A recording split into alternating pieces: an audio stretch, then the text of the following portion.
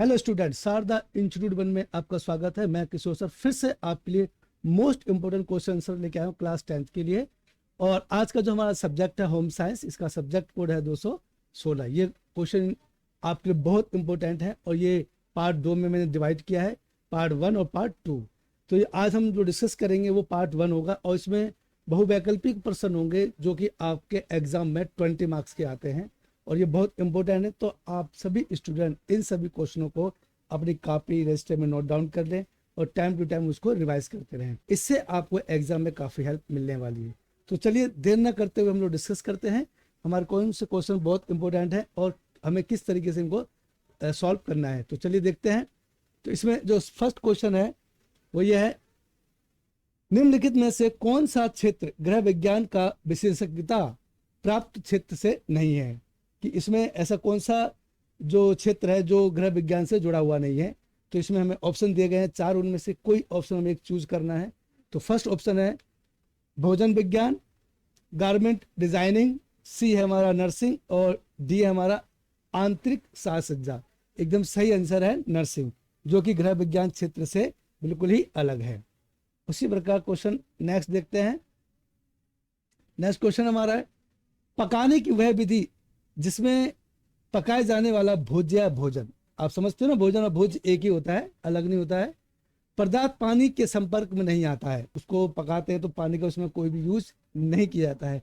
तो आपको ऑप्शन दिए गए हैं, ऑप्शन ए भाप से पकाना, ऑप्शन बी उबालना, ऑप्शन सी धीमी आंच पर पकाना, ऑप्शन डी प्रेशर कुकर में पकाना। तो आपका नाम क्या है? उमा। उमा बताएंगी इसमें सही ऑप्शन कौन सा है इन चारों में? भाप से पकाना। Yes, very good. भाप से पकाना हमारा एकदम सही है, क्योंकि इसमें पानी का बिल्कुल भी यूज नहीं किया जाता है। और मैं अपने सभी स्टूडेंट से कहना चाहूंगा कि ये क्वेश्चंस आपके बहुत इंपॉर्टेंट हैं। बार बार रिपीट कर रहा हूँ, इनमें से काफी क्वेश्चन आपके एग्जाम में पूछे जाएंगे। तो आप इन सभी को अपनी कॉपी रजिस्टर में नोट डाउन करें और टाइम टू टाइम आप इनको रिवाइज करते रहें। तो चलिए नेक्स्ट क्वेश्चन देखते हैं। क्वेश्चन नेक्स्ट करते हैं, जब सब्जियों को उबालने के पश्चात उसका पानी फेंक दिया जाता है तो किन तत्वों की हानि होती है? 4 ऑप्शन दिए गए हैं। वो 4 ऑप्शन हैं विटामिन और carbohydrate, option a, option b खनिज और कार्बोहाइड्रेट, ऑप्शन सी विटामिन और खनिज, ऑप्शन डी खनिज विटामिन और कार्बोहाइड्रेट। तो इसमें सही आंसर आपका है ए, विटामिन और कार्बोहाइड्रेट।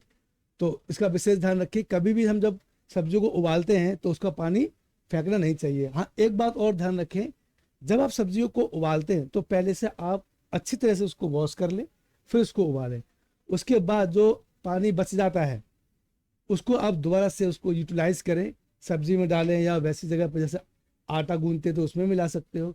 इससे क्या है, जो हमारे पोषक तत्व हैं वो वेस्ट नहीं होंगे, वो उसमें यूटिलाइज किए जा सकते हैं आसानी से। आपको समझ में आ रहा है? Yes sir. गुड।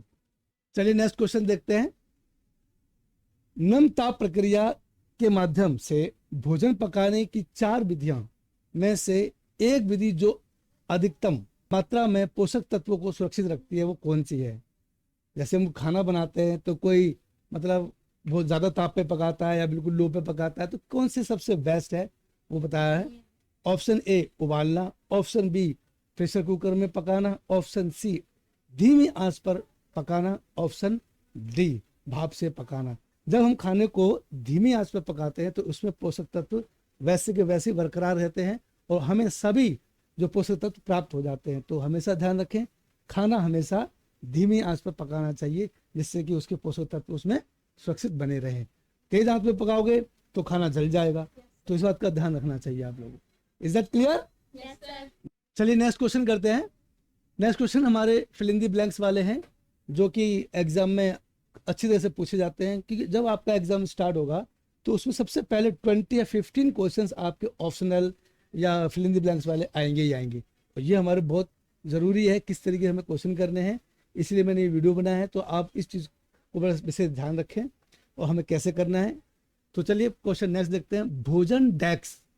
भोजन डैश के कारण खराब होता है। अब ऐसा कौन सा इसमें से कारण है जिससे भोजन हमारा खराब होता है? तो ऑप्शन ए सूक्ष्म जीवाणु या एंजाइम्स के द्वारा, बी सूक्ष्म जीवाणु या अतिरिक्त उत्पादन के द्वारा, ऑप्शन सी एंजाइम्स तथा अतिरिक्त उत्पादन के द्वारा, या उपयुक्त सभी। तो इसमें से कौन सा है? तो इसमें सही उत्तर हमारा है सूक्ष्म जीवाणु तथा एंजाइम्स के द्वारा हमारा भोजन खराब होता है, इससे हमें बचा के रखना चाहिए। अब ये बचाने के लिए आप क्या करोगे? खाने को ठंडा होने के बाद फ्रिज में रखोगे। अब खाना जब ठंडा होने के बाद फ्रिज में रख देते हो ठंडे होने के लिए, उसको जब यूटिलाइज करें जब वो आपके रूम टेम्परेचर पे आ जाए। डायरेक्ट निकाल कर फ्रिज से खाना नहीं खाना चाहिए, इससे आपको हानि हो सकती है।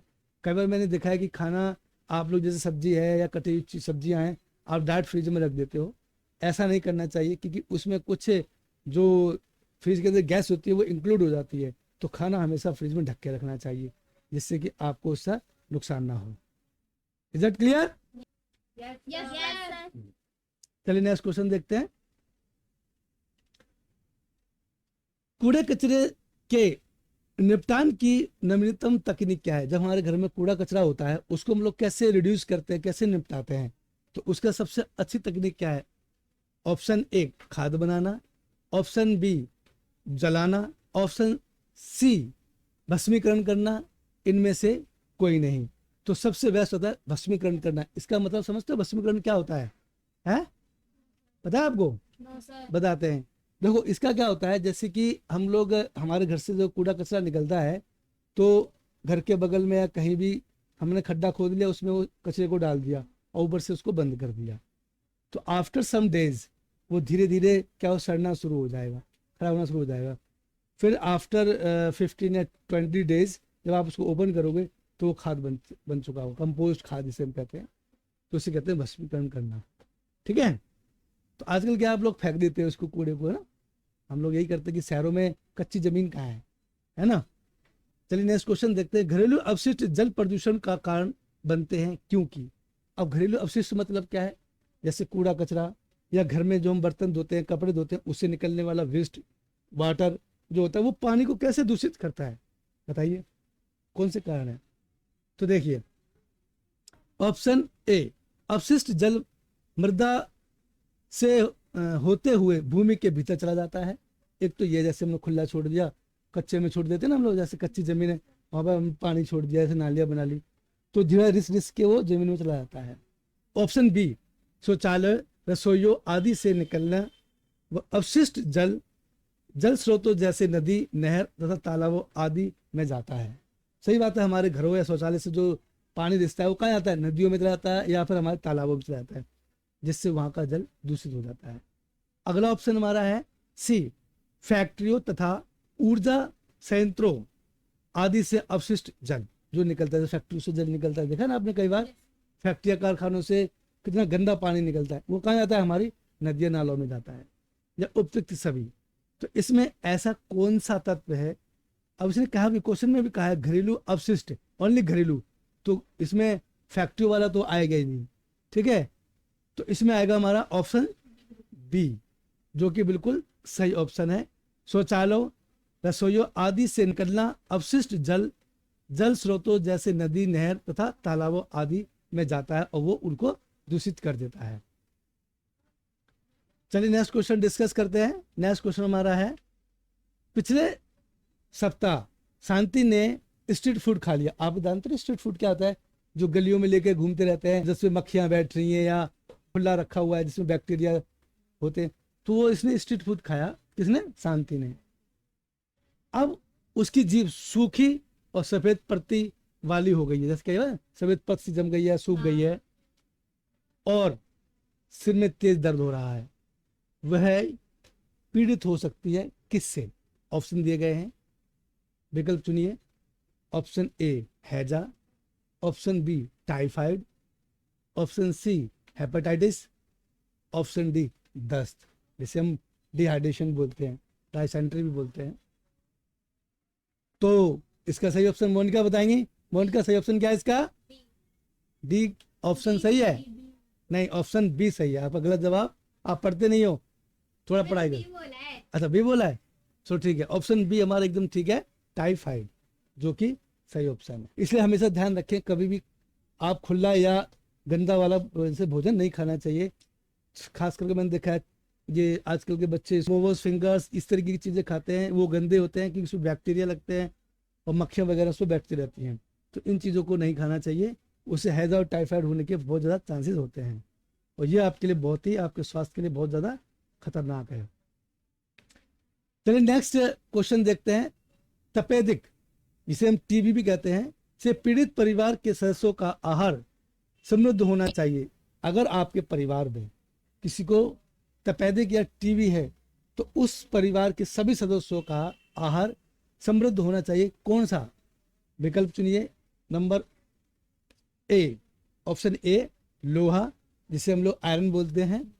सेकंड पे आता है हमारा कैल्शियम, और सी आता है हमारा आयोडीन, और डी आता है हमारा कार्बोहाइड्रेट। तो इसमें सही ऑप्शन कौन सा है? कौन बताएगा? उमा? बी क्या है? कैल्शियम।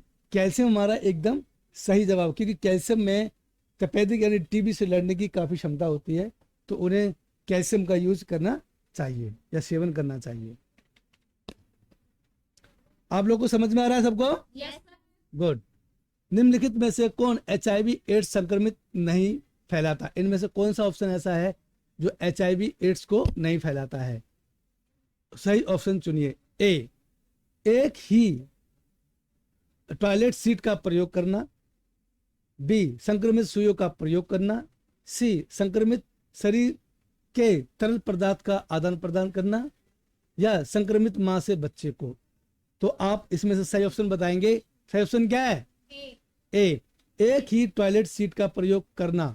इससे एड्स नहीं फैलता है, बाकी सबसे फैल सकता है, पूरे चांसेस होते हैं। चलिए नेक्स्ट क्वेश्चन की ओर हम देखते हैं। घास के पुराने दाग को साफ करने के लिए डैश का प्रयोग करना चाहिए। कई बार देखा है आप लोग पार्क में गए हैं, पार्क जाने के बाद कई हम लोग जैसे कि खेलते हैं तो कई बार घास के हरे से दाग लग जाते हैं, तो उसको कैसे साफ किया जाए?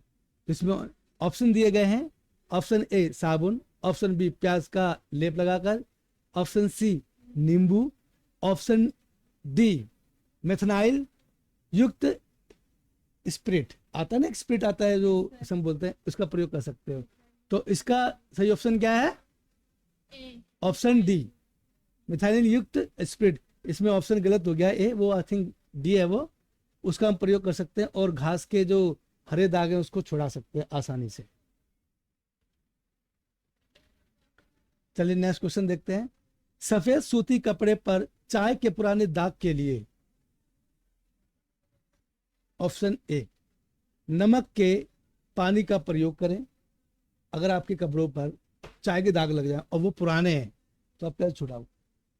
आपकी फेवरेट शर्ट है या फेवरेट ड्रेस है जिसपे चाय का दाग लग गया, कहीं फैमिली में कहीं भी घूमने गए, वहां पे गलती से किसी फैमिली में चाय गिर गई आपके कपड़ों पर, आप तो वो टेंशन में आ गए, मैं कैसे हटाऊं? तो उसको हम कैसे हटा सकते हैं? ये कुछ ऑप्शन दिए गए हैं, उनमें से सही ऑप्शन चुनिए। अगर आपने सही ऑप्शन चुना तो आपके दाग हट जाएंगे, वरना दाग वैसे के वैसे रहेंगे। तो चलिए देखते हैं। ऑप्शन ए, नमक के पानी का प्रयोग करें। ऑप्शन बी, ग्लिसरीन में डुबाकर रखें। सी, नींबू के रस में डुबाएं। डी, दाग पर बोरेक्स लगाकर उस पर उबला हुआ पानी डालें। तो सही ऑप्शन बताएंगे। आपका नाम क्या है? पारुल। पारुल बताओ सही ऑप्शन क्या है? Option D. Yes, option D, दाग पर बोरेक्स लगाकर उसे उस पर उबलता हुआ पानी डालें, जिससे कि चाय के दाग आसानी से छूट जाएंगे। आप लोग समझ में आ रहा है? चलिए नेक्स्ट क्वेश्चन देखते हैं। नेक्स्ट क्वेश्चन है हमारा, जंग के दाग को हटाने के लिए उपयुक्त है। ऑप्शन ए, नमक के पानी का प्रयोग। ऑप्शन बी, नींबू के रस व नमक का प्रयोग। ऑप्शन सी, मेथनाइल युक्त स्प्रिट में डुबोकर रखना। ऑप्शन डी, साबुन तथा ठंडे पानी से साफ करना है। ये हमारे जंग को हटाने के कुछ ऑप्शन दिए गए हैं। तो इनमें से सही ऑप्शन कौन सा है? बी, नींबू के रस व नमक का प्रयोग करके हम जंग के जो दाग है उसको आसानी से छुटा सकते हैं। चलिए नेक्स्ट क्वेश्चन देखते हैं। धुलाई के पश्चात कपड़े को सिकुड़ने से रोकने के लिए किया जाने वाला उपचार। अब कई बार देखा गया कि हम लोग जब कपड़े सुखाते हैं, जैसे धोते हैं, उसको निचोड़ देते हैं। निचोड़ने के बाद जैसे छोड़ते हैं तो उसमें सिम्पटम्स ही पड़ जाती है। इट मीन्स उसको बचाने के लिए हमें क्या करना चाहिए? तो इसमें कुछ ऑप्शन दिए गए हैं। ऑप्शन ए, क्या दे रखा है ये? सेंसराइजेशन क्या होता है ये पता है आपको? ऑप्शन बी, क्या है ये? मर्सरीकरण होता है और सी पारजिमेंटीकरण होता है और एक होता है डी, इसमें से कोई नहीं। तो इसमें सही ऑप्शन हमारा कौन सा है? अंजलि बताएंगी। तो ए ऑप्शन हमारा एकदम करेक्ट है। सैनिटाइजेशन से हम कपड़ों को सुखाने से बचा सकते हैं। मतलब जब हम कपड़े सुखाते हैं तो उसको ऐसे झाड़ते हैं, उससे हम बोलते हैं सैनिटाइजेशन, धूप में करना है ऐसा। चलिए नेक्स्ट क्वेश्चन देखते हैं। कौन सा रंजन नामक स्वास्थ्य के लिए अत्यंत हानिकारक है? ऑप्शन ए प्रतिक्रियात्मक रंजन, एजो, बैट और परीक्षित। इनमें से कौन सा सबसे खतरनाक है? B, azo. एजो, बी हमारा सबसे हानिकारक है, जो व्यक्ति के रंजन के दौरान स्वास्थ्य पे काफी हानि पहुंचाता है। चलिए नेक्स्ट क्वेश्चन पे डिस्कस करते हैं। ब्लॉक प्रिंटिंग के लिए कौन सा राज्य प्रसिद्ध है? ये क्वेश्चन बहुत इंपॉर्टेंट है, इस तरह के क्वेश्चन पूछे जाते हैं। तो ब्लॉक प्रिंटिंग के लिए इसमें ऑप्शन दिए गए हैं। ऑप्शन ए दे रखा है मध्य प्रदेश, ऑप्शन बी दे रखा है गुजरात, ऑप्शन सी दे रखा है राजस्थान, ऑप्शन डी दे रखा है पश्चिम बंगाल। तो उसमें उमा बताएंगी इसमें सही ऑप्शन कौन सा है? सी, राजस्थान। यस, वेरी गुड, सी राजस्थान ब्लॉक पेंटिंग के लिए सबसे ज्यादा प्रसिद्ध है। अब ब्लॉक पेंटिंग होता है क्या है, इसको हम डिस्कस कर लेते हैं। कई बार क्या होता है कि मतलब लकड़ी का एक सांचा बनाया जाता है, उस पर डिजाइनर को उभारा जाता है और उसको स्याही में डुबोकर कपड़े पर छपाया जाता है। जैसा कि आपको राइट साइड पे एक पिक्चर में दिखाया गया है किस तरीके से ब्लॉक प्रिंटिंग की जा रही है। तो राजस्थान में ये सबसे ज्यादा होता है और ये ऑप्शन इसका एकदम ठीक है। तो आप लोग समझ गए ना ब्लॉक पेंटिंग क्या होती है? गुड। ऑप्शन बी देखते हैं दोबारा से। कमरे में सुगंध को बढ़ाना। ऑप्शन सी कमरे में शुद्ध वायु प्राप्त करना, कमरे को ठंडा करना। तो इसमें सही ऑप्शन हमारा है कमरे में शुद्ध वायु प्राप्त करना। संवातन का मुख्य उद्देश्य होता है। संवातन क्या होता है? जब हम लोग हर कमरे की, जैसे हमारे घर में जितने भी कमरे हैं उनकी खिड़कियां खोल देते हैं और गेट खोल देते हैं, तो उसका मुख्य उद्देश्य क्या होता है? ताकि बाहर की शुद्ध हवा हमारे अंदर आ सके और दूषित हवा बाहर जा सके, इसलिए उसको बोलते हैं संवातन। Is that clear? Good. Next देखो, शीशे की सफाई के लिए किसका प्रयोग किया जाता है? इनमें ऑप्शन दिए गए हैं। नंबर ए साबुन का घोल, नरम कपड़ा जो होता है, देखा होगा कपड़े की टॉवल टाइप का होता है एक, वो नम कपड़ा हो गया। ऑप्शन सी अखबार का गीला पैड, ऑप्शन डी उपयुक्त सभी। तो आई थिंक मेरे हिसाब से तो अखबार का गीला पैड ही सबसे बेस्ट होता है, क्योंकि अखबार जो होता है वो एक प्रकार कागज होता है और कागज जो वाटर और मॉइस्चराइजेशन को एब्जॉर्ब कर लेता है अपने अंदर। तो सबसे बेस्ट हमारा क्या रहता है? अखबार। आपने कई बार भी देखा होगा, शायद आप लोगों ने अपने घर की सफाई जो शीशे की खास करके किससे करते हैं आप लोग? अखबार या वैसा कोई कपड़ा जैसे टिश्यू पेपर हो गया, क्योंकि वो भी एक प्रकार का कागज ही तो है, कागज पेपर ही तो है। तो ये सबसे बेस्ट होता है। अच्छा, इसके साथ आप किसका प्रयोग करते हैं? कॉलिन हो गया और ये साबुन हो गया, शैम्पू हो गया, इसका हम यूज कर सकते हैं। ये किस लिए करते हैं आप लोग बता सकते हो? क्योंकि शीशे पर कोई चिकनाई दाग या धब्बे लगे हो उसको हम आसानी से छुड़ा सके, इसलिए हम उसका यूटिलाइज करते हैं। चलिए नेक्स्ट क्वेश्चन देखते हैं। अपजय गंदे पानी के निपटान के लिए सर्वोत्तम उपाय है, इसमें से कौन सा है? सिकवतन है ना, सिकतन गर्त। Option b water closet. देखा है आपने कई बार, जो राजस्थान जो जहाँ पर पानी की सबसे ज्यादा कमी रहती है, तो वहां पर एक सेप्टिक टैंक बनाया जाता है जो कि पक्के होते हैं, पहले शहरों में बनाए जाते थे।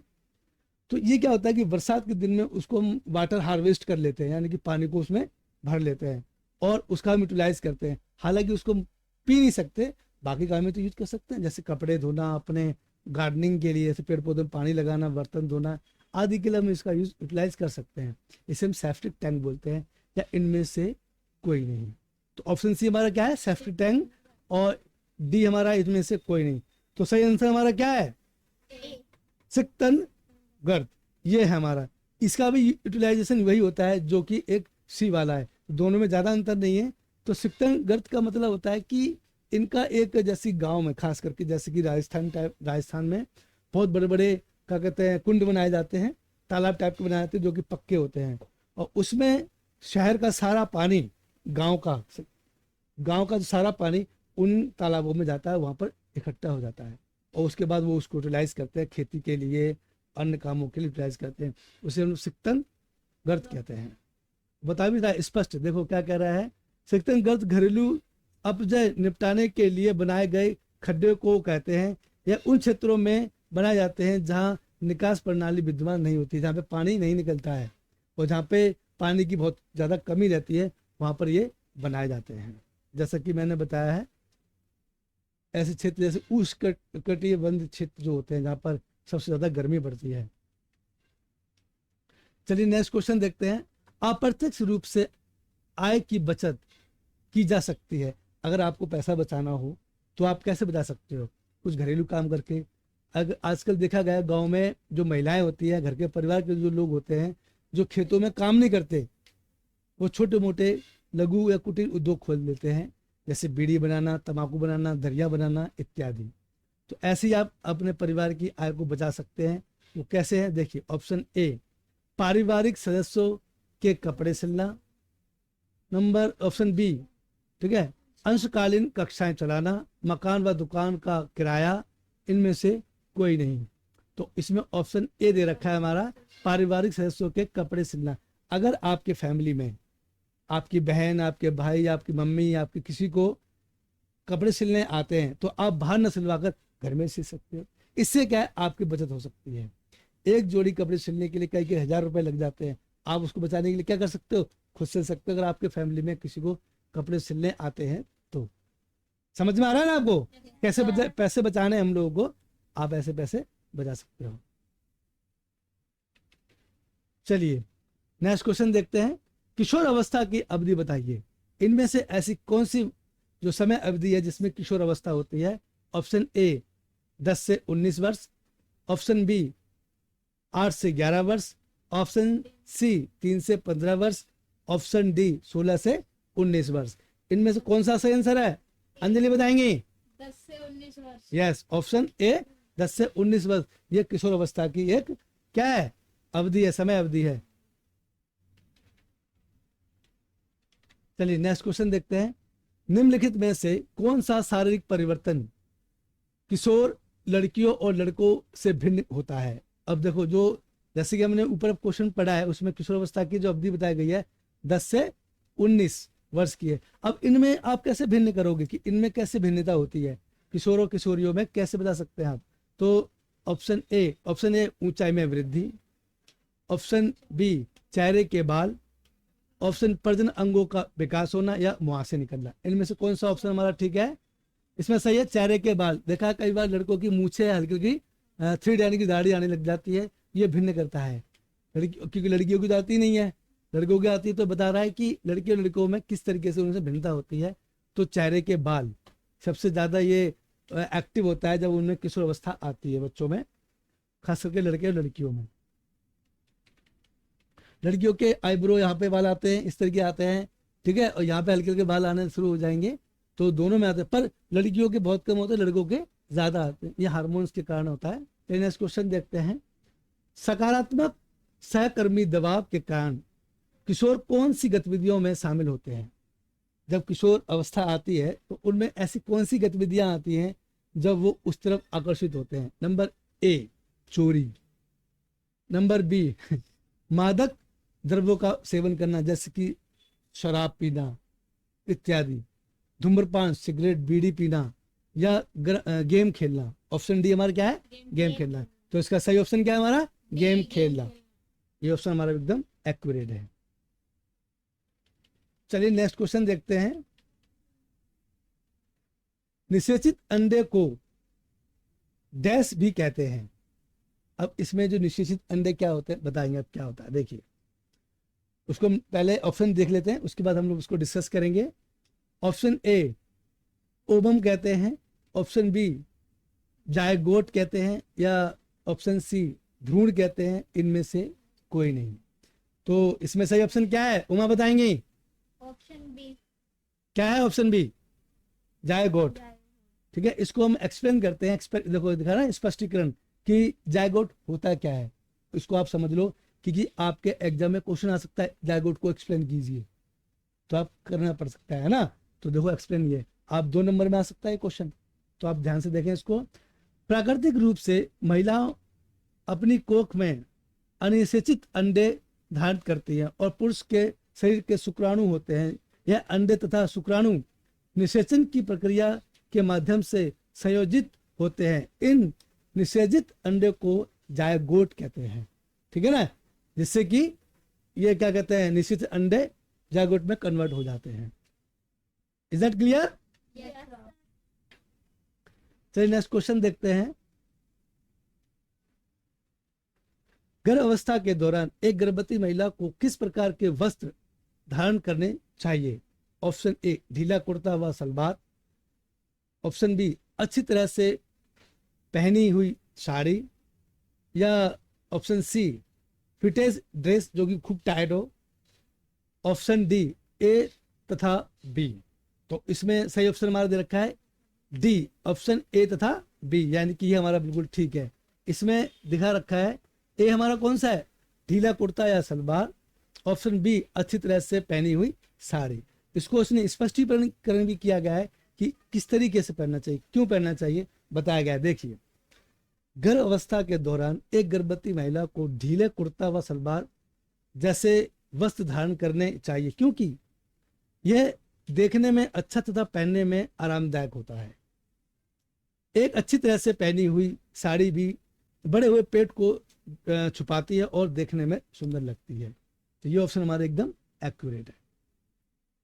चलिए नेक्स्ट क्वेश्चन देखते हैं। यदि आपका दोस्त आप पर धूम्रपान करने के लिए दबाव डाले लेकिन आप ऐसा नहीं करना चाहते हैं तो आप क्या करेंगे?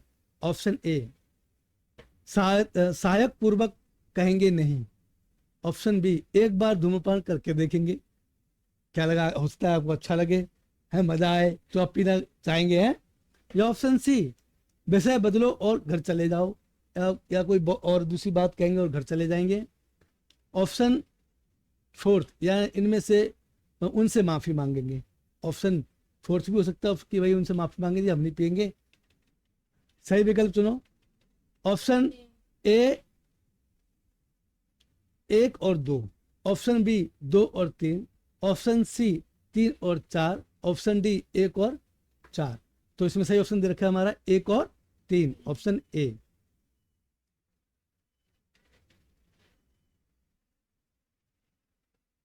बुल मार्क लगाया जाता है किस पर? ऑप्शन ए पशु उत्पादन पे, कृषि उत्पादन पे, खाद्य उत्पादन पे, या ऊन तथा ऊनी कपड़ों पर बुलन मार्क लगाया जाता है। आप लोगों ने देखा है कभी आप ऊनी कपड़े लेने गए तो उस पर ये मार्क लगा होता है, ठीक है। तो इस तरीके का मार्क किस पर लगाया जाता है? तो इसका सही ऑप्शन है डी, ऊन तथा ऊनी कपड़ों पर बुलन मार्क लगाया जाता है। यदि रेलगाड़ी में एक विक्रेता किसी वस्तु के लिए आपसे एमआरपी जो लिखा होता है ना, से 5 रुपए अधिक लेता है तो आप क्या करेंगे? ऑप्शन ए उसे 5 रुपए दे देंगे, ऑप्शन बी खरीदने से इनकार करेंगे, ऑप्शन सी संबंधित अधिकारियों से उसकी शिकायत करेंगे, ऑप्शन डी इनमें उससे मोल भाव करेंगे। तो इसका सही ऑप्शन हमारा क्या है? ऑप्शन सी संबंधित अधिकारियों से उसकी शिकायत करेंगे कि ये एमआरपी से ज्यादा रेट ले रहा है। चलिए नेक्स्ट क्वेश्चन देखते हैं। जब आप 34.50 रुपए की दवाइयाँ खरीदते हैं तो आप ऑप्शन ए उसका बिल मांगेंगे और उसे संभाल कर रखेंगे, ऑप्शन बी बिल लेते हैं और उसे घर पर रख देते हैं, ऑप्शन सी सोचते हैं कि इतनी छोटी राशि के लिए बिल क्या लेना, ऑप्शन डी उसे बिल देने को कहते हैं। तो इसमें सही ऑप्शन आपका है ए, उसका बिल मांगेंगे और संभाल कर रखेंगे ताकि नेक्स्ट टाइम कभी भी उस दवाई का साइड इफेक्ट हो या कोई ऐसी गतिविधि हो जाए जिससे आपको बिल की जरूरत पड़े तो आप उसको बिल दे सकते हैं। Is that clear? Yes, sir. Good. चलिए नेक्स्ट देखते हैं। निम्नलिखित में से कौन सा मानक चिन्ह नकली नहीं है? अब उसमें पहचानो। ये 4 ऑप्शन दिए गए हैं आपको, ए बी सी डी। आपको इसमें कौन सा सही लग रहा है बताइए। ऑप्शन ए देखो, ऑप्शन बी को देखो, ऑप्शन सी और ऑप्शन डी। इनमें से आपको कौन से नकली लग रहे हैं और कौन सा सही है? एक है D. ए सही है? आप बताओ पारुल। Option D. डी। क्यों? आपको कैसे लगा है ऑप्शन डी हमारा एकदम सही है? क्योंकि यहाँ पर SI मार्क दे रखा है और उसका नंबर दे रखा है ना। उसके बाद नीचे दे रखा है CML नंबर भी दे रखा है, जबकि किसी पर नहीं दे रखा है। इस पे देखिए बी वाले पर और सी वाले पर रेड दे रखा है, जबकि रेड कभी नहीं होता और धुंधला भी है ना। और ए वाले ऑप्शन पर देखिए इस पे कोई भी हमारा SI नंबर नहीं दे रखा है। इसमें ये तीनों हमारे नकली है। ऑप्शन डी हमारा एकदम सही है। ये हमारा एग मार्क है जो कि लगाया जाता है क्वालिटी टेस्टिंग के बाद। चलिए नेक्स्ट क्वेश्चन देखते हैं। और अगला जो हमारा सेक्शन है वो हमारा रिक्त स्थान का है। इस तरीके के क्वेश्चन एग्जाम में ज़्यादातर पूछे जाते हैं। तो देखते हैं क्वेश्चन। ओवन में भोजन पकाने की विधि को डैश कहते हैं? तो इसका आंसर है बेकिंग कहते हैं। उसी प्रकार क्वेश्चन नेक्स्ट। गर्म रेत में भोजन पकाने की प्रक्रिया को डैश कहते हैं? भूनना कहते हैं। Next question. जब भोजन को सीधे लो पर पकाया जाता है तो इस विधि को डैश कहते हैं? तो इसके फिल इन द ब्लैंक्स में आएगा ग्रिलिंग कहते हैं। नेक्स्ट। जब दूध सूर्य प्रकाश के संपर्क में आता है तो डैश नष्ट हो जाता है? अगर दूध को हम सीधे सूर्य के प्रकाश में ले जाते हैं तो उसमें से एक तत्व जो नष्ट हो जाता है उसे क्या बोलते हैं? उत्तर है राइबोफ्लेविन, जो कि नष्ट हो जाता है। Next question. पापड़ का संरक्षण डैश का उदाहरण है? निर्जलीकरण का। Next question. आपकी मां ने ताजे केले खरीदे लेकिन कुछ दिनों बाद वे सभी केले काले पड़ गए, यह डैश के कारण होता है? इसका उत्तर है एंजाइम्स अभिक्रिया के कारण होता है, जिससे कि वो केले खराब हो गए। चलिए नेक्स्ट क्वेश्चन देखते हैं। संक्रमित भोजन और जल से संचरित होने वाले रोग हैं डैश और डैश? तो उत्तर है टाइफाइड और हेपेटाइटिस। नेक्स्ट प्रश्न देखो। ORS का पूर्ण रूप क्या है बताइए? तो इसका उत्तर है ओरल रिहाइड्रेशन साल्ट ड्रिंक कहते हैं। जैसे कि ओरल जो ORS है वो जिन बच्चों को दस्त लग जाते हैं या उन्हें इस तरह की प्रॉब्लम होती है तो ORS का घोल दिया जाता है, जिससे कि हमारी बॉडी में ग्लूकोज की मात्रा पूर्ण रहे, पूरी तरह से बनी रहे। तो इस कंडीशन में उनको ORS का घोल दिया जाता है। चलिए नेक्स्ट क्वेश्चन डिस्कस करते हैं। सूती कपड़ों को डैश रूप प्रदान करने के लिए मांड लगाई जाती है? उत्तर चमकदार। Next question. Fill in the blanks. कपड़ों को धोने से पहले भिगोना नहीं चाहिए? कौन से कपड़े हैं जिनको धोने से पहले नहीं भिगोना चाहिए? उत्तर है रंगीन। रंगीन कपड़ों को धोने से पहले नहीं भिगोना चाहिए। Next question.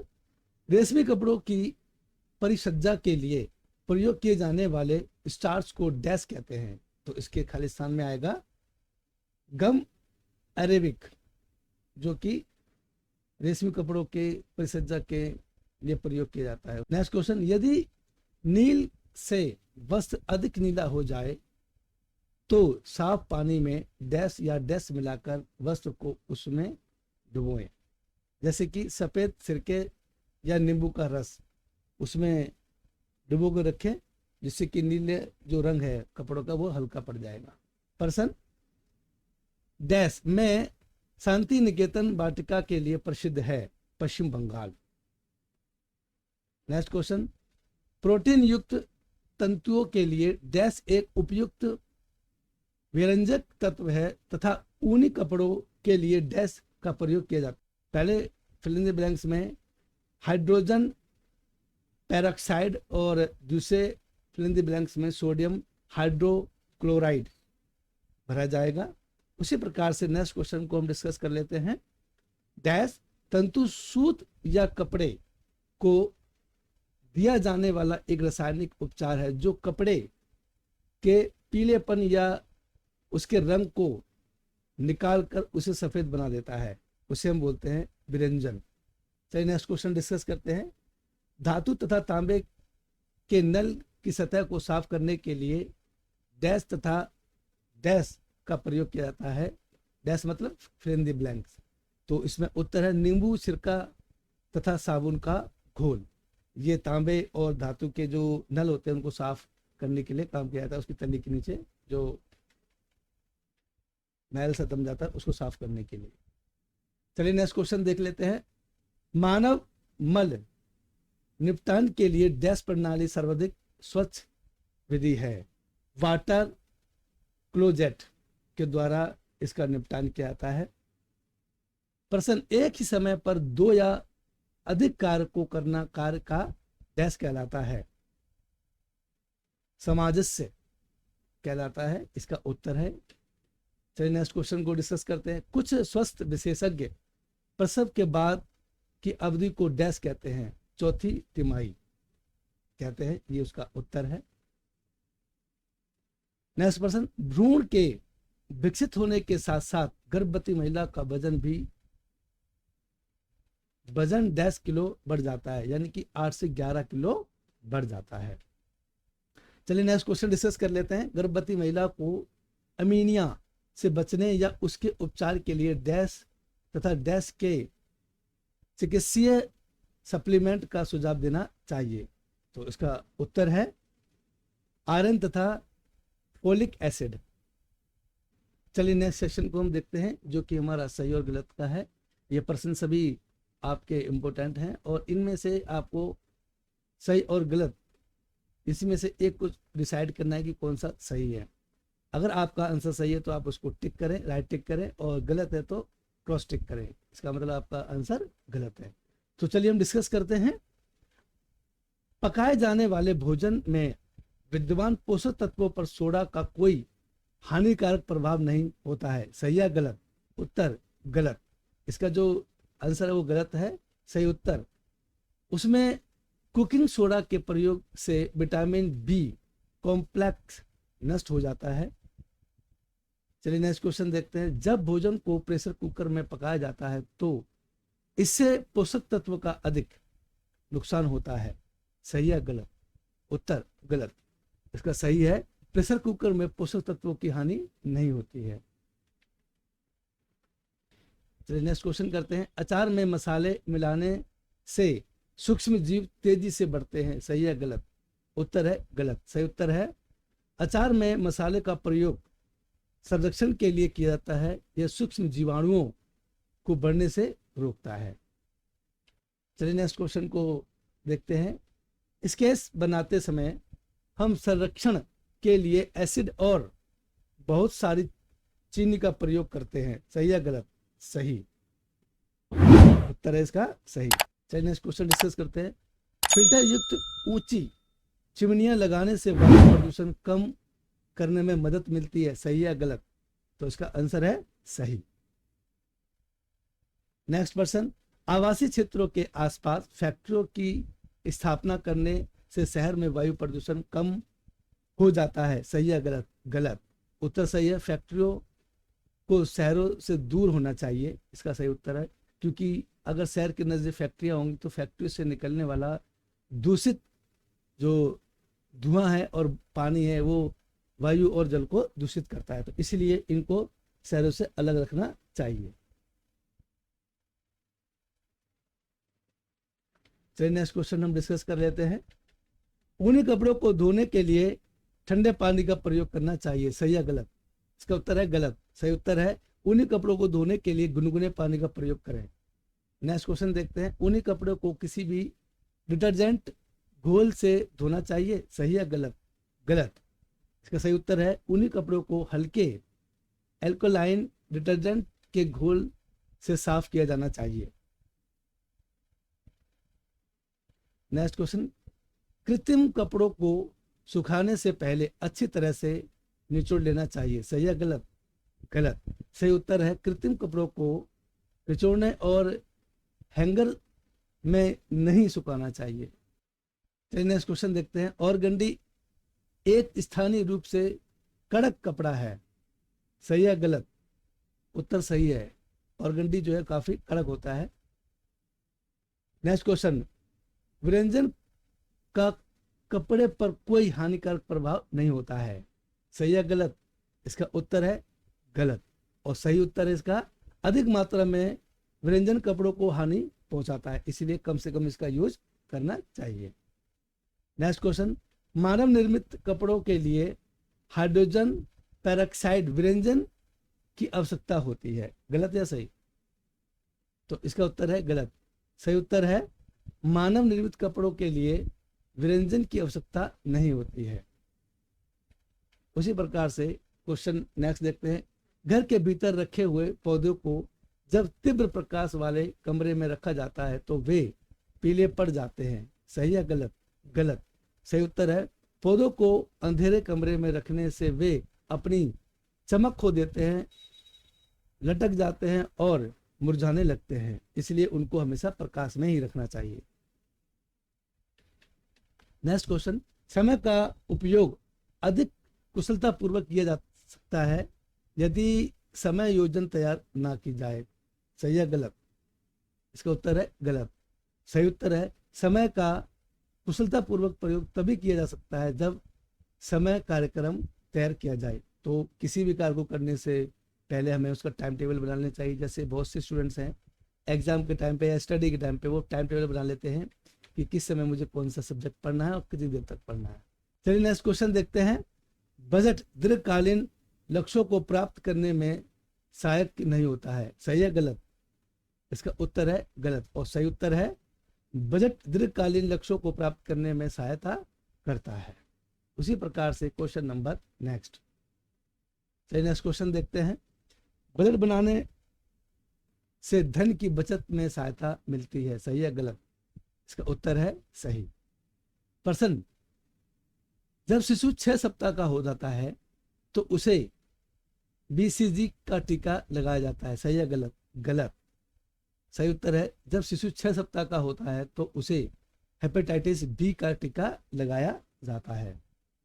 उसी प्रकार से क्वेश्चन नेक्स्ट को देख लेते हैं,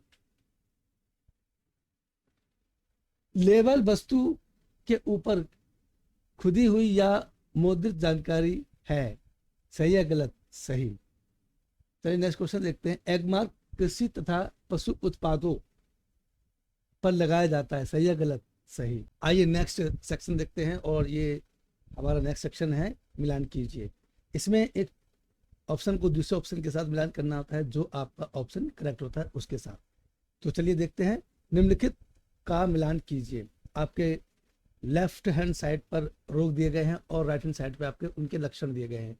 तो इनमें जिस रोग के साथ जो लक्षण मैच करता है उसको आपको मिलान करना है। तो पहले हम क्वेश्चन डिस्कस कर लेते हैं, फिर आंसर को हम डिस्कस करेंगे। तो रोग में देखते हैं, फर्स्ट नंबर पर है टाइफाइड, दूसरे नंबर पे है इन्फ्लुएंजा, तीसरे नंबर पे है मलेरिया, चौथे नंबर पे है टिटनेस और पांचवें नंबर पे है काली खांसी। उसी प्रकार से राइट हैंड साइड पर उनके लक्षण दिए गए हैं कि किस रोग के क्या क्या लक्षण है, आपको उनको इससे मिलान करना है। तो पहले हम लक्षण देख लेते हैं और फिर मिलान करेंगे। ऑप्शन ए, ज्वर, ठंड लगना व पसीना आना। ऑप्शन बी, तेज सिर दर्द व जीभ का सूखना। सी, चबाने व निगलने में परेशानी होना। डी, सर्दी जुकाम, छींक आना व जी मचलाना। ऑप्शन ई, श्लेष्मा झिल्ली में जलन व सूजन होना।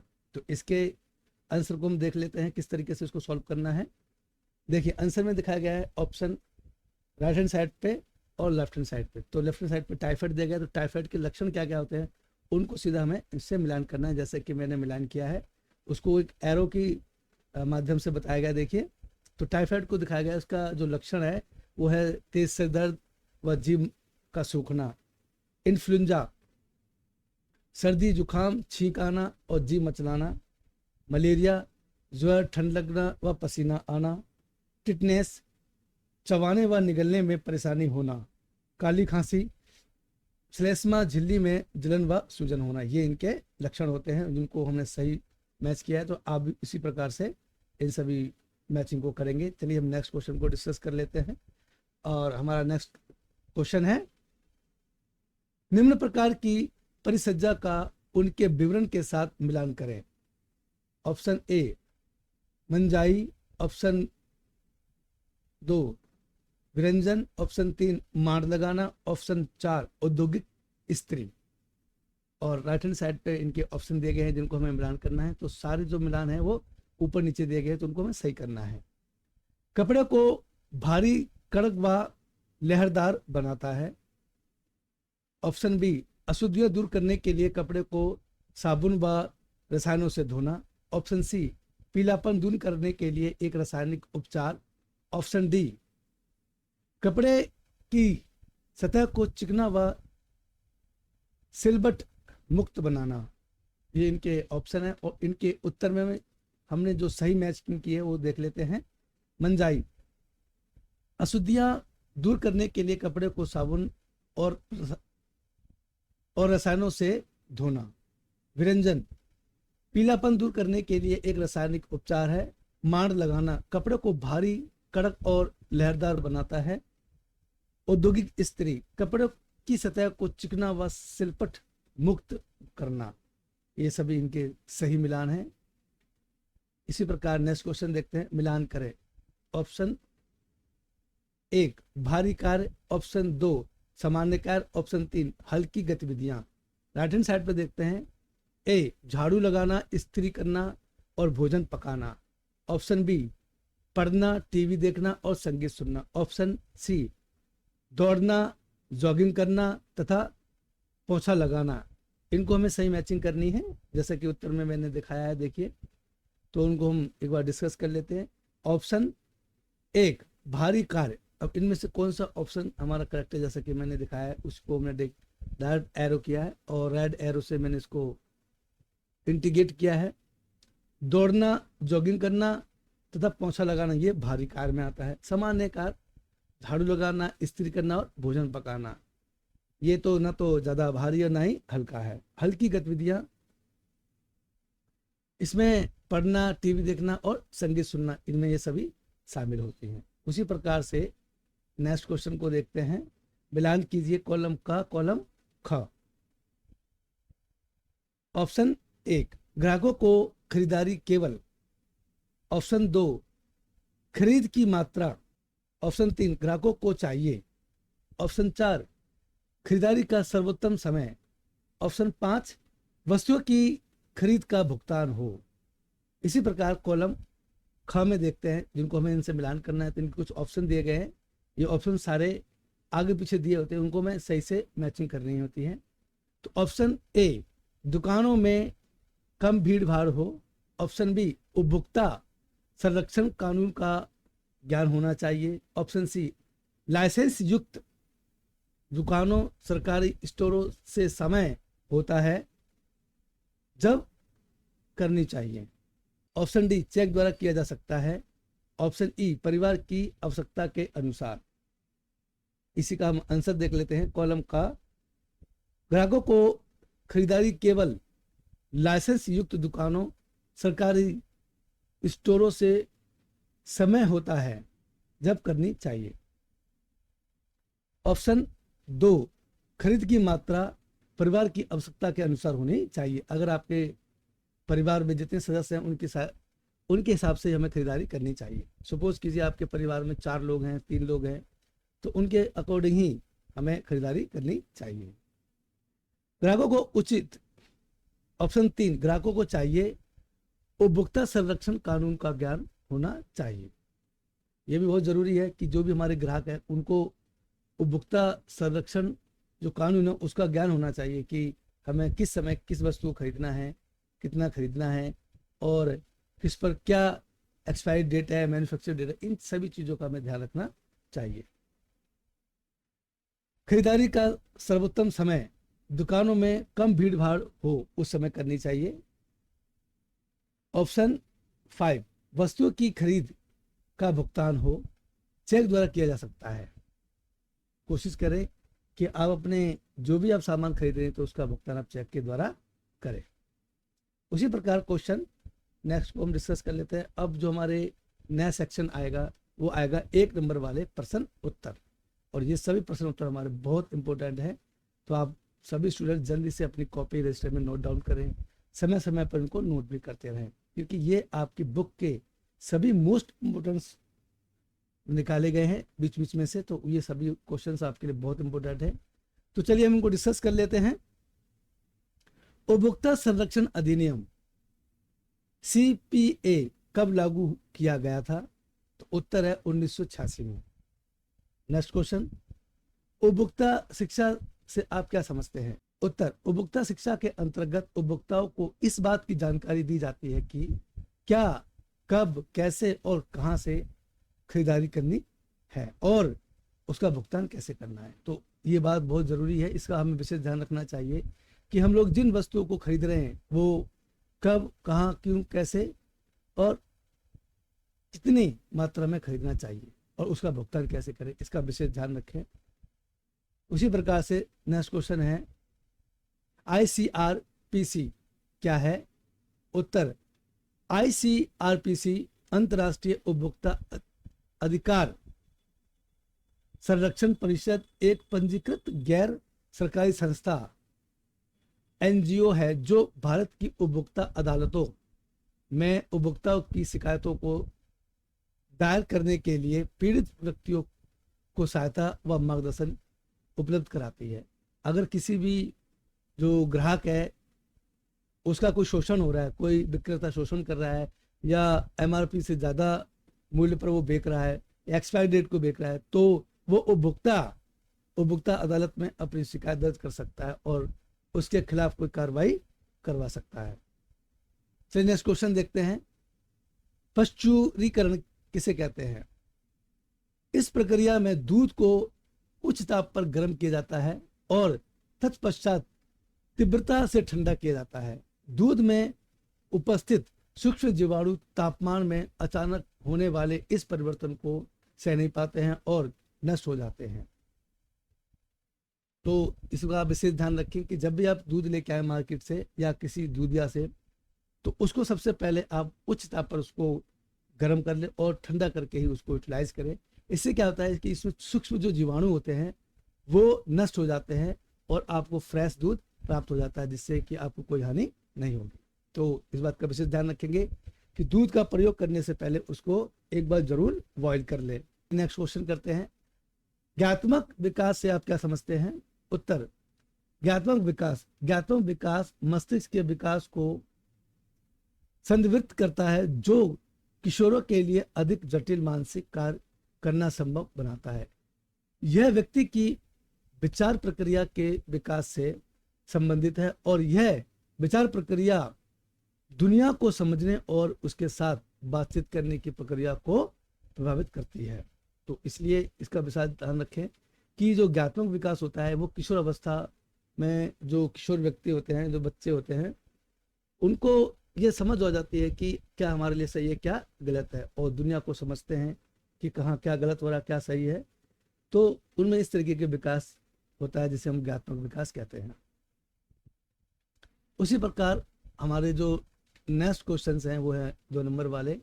अगले सेक्शन में हम लोग 2 नंबर वाले क्वेश्चन करेंगे। तो चलिए इन सभी क्वेश्चन को हम डिस्कस करते हैं। क्वेश्चन, गृह विज्ञान का अर्थ लिखिए। गृह विज्ञान का अध्ययन करना क्यों आवश्यक है? उत्तर, गृह विज्ञान से तात्पर्य हमारे संसाधनों का प्रभावपूर्ण रूप से प्रयोग करने की कला तथा स्वस्थ व सुखद घर और सफल पैसे को प्राप्त करने की विज्ञान है। जो हमारा जो मुख्य उद्देश्य है कि हमारे जो संसाधन, हमारे घर में जो संसाधन हैं उनकी जानकारी प्राप्त करना, उनका ज्ञान प्राप्त करना कि उनको कैसे यूटिलाइज करना है। फॉर एग्जांपल, आपके घर में रसोई है, रसोई में किस तरीके से खाना बनाना है, कॉफ़ी बनानी है, चाय बनानी है, वॉशिंग मशीन चलाना है, इस तरीके की कुछ जो हमारे संसाधन है हमारे घर में, उनका हम पूर्णतः ज्ञान होना चाहिए। और आगे के लिए जो हमारे जो पेशेवर हैं उनमें इसका विशेष स्थान होता है। पेशेवर से मतलब है कि आजकल बहुत स्टूडेंट्स HM का कोर्स करते हैं, होटल मैनेजमेंट का कोर्स करते हैं, तो वो होम साइंस से ही जो किए जाने वाले कोर्स हैं ये।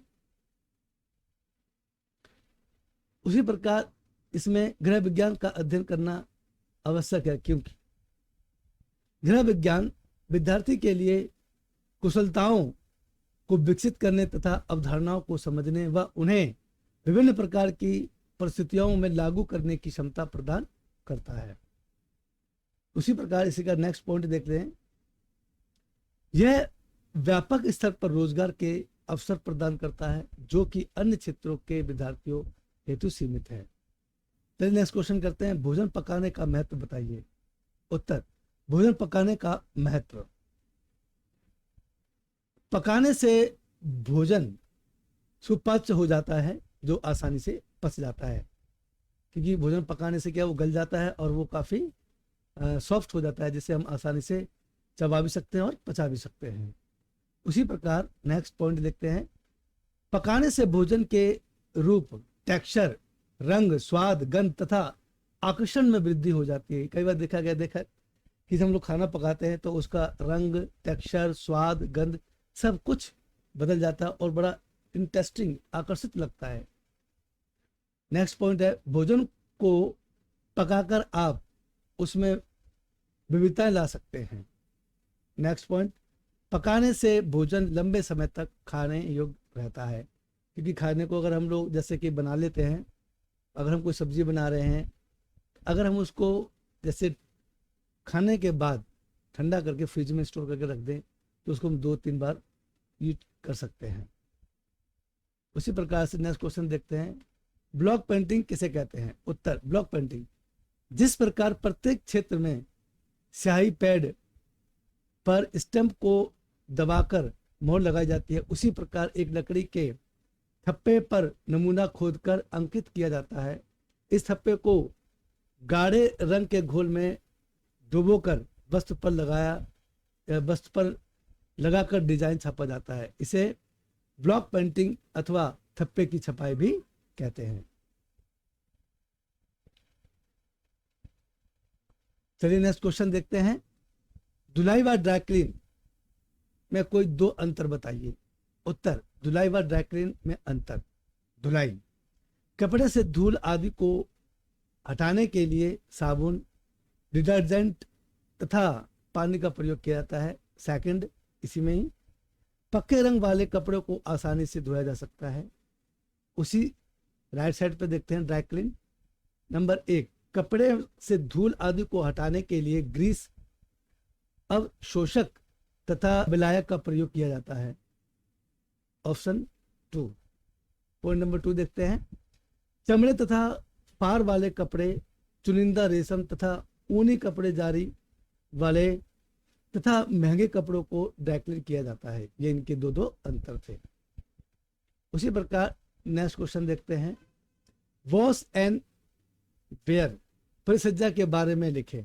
उत्तर, वॉश एंड वेयर परिसज्जा। वॉश एंड वेयर एक परिसज्जा है जिसका प्रयोग सूती कपड़ों पर करके उसकी प्रकृति को पूरी तरह से बदला जा सकता है। इस प्रक्रिया से उपचारित कपड़े में अधिक सिलबटें नहीं पड़ती हैं और उसका रखरखाव भी आसान हो जाता है। यदि वॉश एंड वेयर वाले कपड़े को अच्छी तरह से सुखाकर व्यवस्थित रूप से संभाल कर रखा जाए तो उसे बिना इस्त्री या थोड़ी इस्त्री से ही पहना जा सकता है। सूती कपड़ों के अतिरिक्त वॉश एंड वेयर परिसज्जा विलेन तथा ऊनी कपड़ों को भी दी जा सकती है। यह बहुत ही इजी और सरल प्रक्रिया है। चलिए नेक्स्ट क्वेश्चन देखते हैं, कपड़ों की परिसज्जा का महत्व बताइए। उत्तर, टेक्सटाइल परिसज्जा निम्नलिखित कारणों से महत्वपूर्ण है। परिसज्जा निम्नलिखित में सहायक होती है। उत्तर, कपड़ों के रूप में सुधार करती है और वह दिखने में सुंदर लगता है।